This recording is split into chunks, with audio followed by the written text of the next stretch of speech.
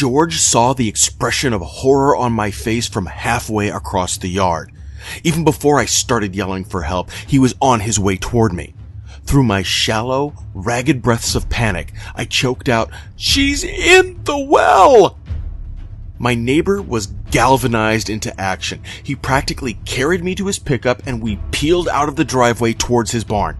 George slammed the parking brake down while we were still moving. The truck screeched to a halt and George ran into the barn. He came out 10 seconds later with a long, extendable ladder. He threw it in the back of the pickup, cracking the glass on the rear window of the cab with the force of his throw. Without even a hint of concern for the window, he jumped back in the truck and we tore through the fields separating our yards until we reached the old well on the edge of my property. For Mia's entire childhood, Dave and I warned her to stay away from the well. When she was a kid, she listened. Once she hit 10, though, she got a rebellious streak in her. It only got worse in the aftermath of Dave's passing. Without her dad around and with me being at work so often, she'd always find ways to get into some trouble. George did his best to keep an eye on the house from across the way, but he couldn't watch it all the time, nor should he have to. But he remembered when he had to tell his own kids to stay away from our well. The thing is a death trap, even with the boards Dave had put over its opening. "She hasn't answered to me," I sobbed. We just got into the well and George was using his flashlight to peer in its Stygian depths. The boards that had covered the opening were stacked neatly against the side. George yelled her name into the blackness. His deep voice echoed off of the narrow walls and came back to the top a few seconds later as a weak shadow of its former self. Not a sound was heard from the bottom. George could see I was starting to lose it. My shivers had turned into full-blown shudders. My knees were knocking together so hard I could barely stand. I leaned against the pickup for support. "She's going to die," I gasped. "Mia's going to be dead like Dave, and I'll be all alone." The world desaturated and dimmed as I hyperventilated. For a second, I must have blacked out because I wasn't standing anymore. I sat cross-legged in the dirt as George struggled to put the ladder into the opening of the well. He called Mia's name over and over and over as he worked to get the thing inside. It struck me that George loved my daughter. It made sense. He babysat her whenever I needed to work. Even after his own kids were grown and had moved away, George took interest in Mia and did his best to give her turbulent life a modicum of stability. I heard George swear under his breath once he realized the ladder wasn't long enough to reach the bottom. He yelled, "Mia, look out!" and he dropped the ladder. I struggled to my feet and peered over the edge, my tears falling into the blackness. I could see the top of the ladder was only about 10 feet from the lip of the well. George rushed to the bed of his pickup and grabbed a rope. He tied it to the bumper of the truck and was ready to rappel down to the ladder. "How long till the fire department gets here?" he asked. "I called them 2 minutes before I came to you," I whimpered. "It'll be at least another 15 before they're here." Before jumping over the edge, George told me, "When I have her in my arms, I won't be able to get back up the rope. They'll need to get us both out." With that, he lowered himself down to the ladder. Once he had his feet on the rungs, he let go of the rope and navigated down the narrow throat of the well. He peered up at my tear-stained face as he descended. "She'll be okay," he told me. His voice was firm, confident. George reached the bottom a minute or two later. He yelled up to me, his voice still calm and steady, but with a hint of worry that had been absent moments ago. "I'm looking. I'll find her." I glanced over my shoulder and saw dust being kicked up on the dirt road on the other side of the property. Dave always hoped he'd get an opportunity to pave the damn thing, but he never got a chance. The only benefit was it was easy to see when someone was coming. The ladder shuddered as George made his way back up. His face emerged from the blackness. I can't find Mia," he admitted. The calmness that had defined his voice this whole time was gone. He sounded resigned. It almost sounded like he failed.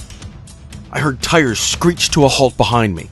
I whirled around and shouted, "It's about time!" "I'm so sorry, Mom," Mia exclaimed. She got off her bicycle and let it drop in the dirt.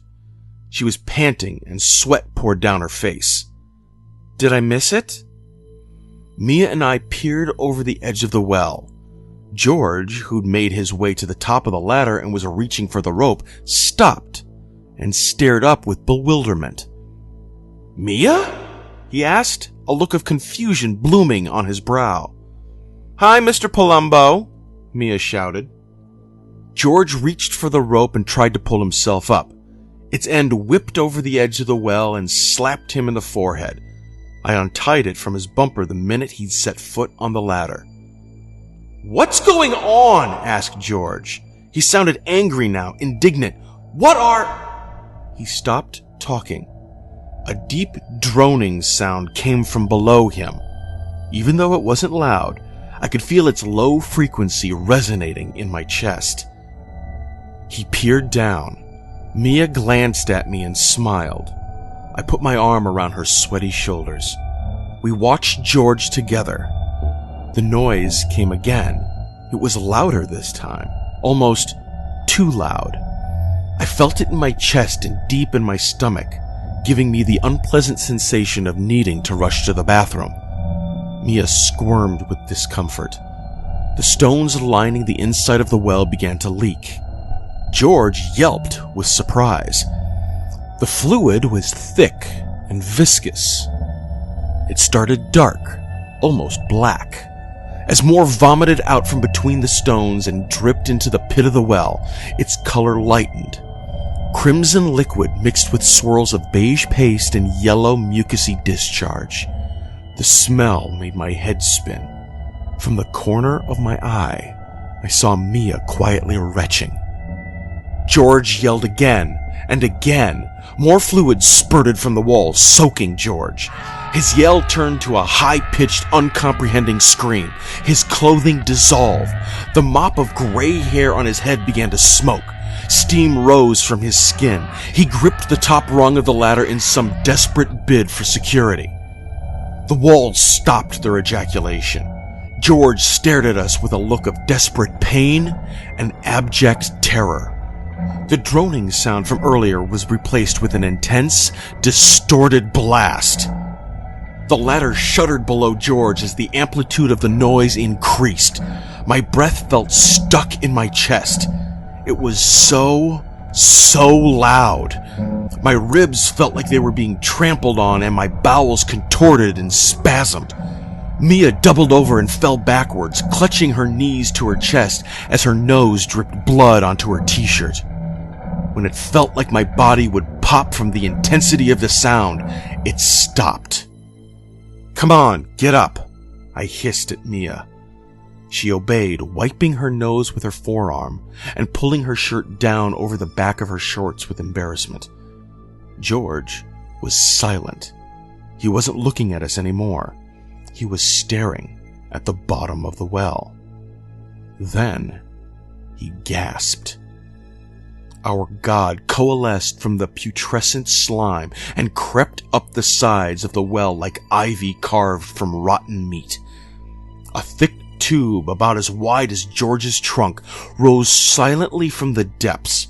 George scrambled up the ladder, bracing his hands on the slippery stone. Steam billowed from the spots where his hands met the wall, still wet with caustic fluid. He didn't seem to notice. He dug his fingers into the stone, and I cringed when his fingernails snapped backward with audible pops. Our god was at him in seconds. The column had enveloped the ladder and was at George's feet. Cilia slid from the tip of the tube and grasped each ankle. As he was pulled downward, he reached up towards us. Mia waved. A terrible sucking sound exploded from the well. George's legs disappeared into our god. The color drained from his body and his eyes collapsed backward into his skull. After a loud crack, the top of his head caved inward. Mia and I stared into the hole in his head. Soft, wet slurping sounds burbled up from the wreckage of my neighbor's body. I looked away from George and watched Mia. She gazed at our god with rapt attention. Her nose had clotted and she gripped the edge of the well with white knuckles. The embarrassment she'd felt a brief time ago was long forgotten. This is what she wanted to see. This is what Dave and I had told her about since she was a toddler. Once our God had finished and disappeared back into the well, Mia looked into my eyes. She was weeping. "Are you okay?" I asked, genuinely concerned. "I love you, Mom," was all she said. We embraced for a long, long time. Today, with Mia all grown up and my beautiful grandchildren running around the house causing all sorts of trouble, I look back at that embrace as the first time my daughter and I truly connected. Sometimes it just takes a special situation for two people to realize how close they are. For that situation, for that wonderful, memorable moment, I give great thanks to our God. May every word I speak be in praise of his drooling mouths. May all my pleasure be felt by his singeing flesh. May my last day on earth be the day he chooses to taste me. Through his grace, I will bathe in his tongues.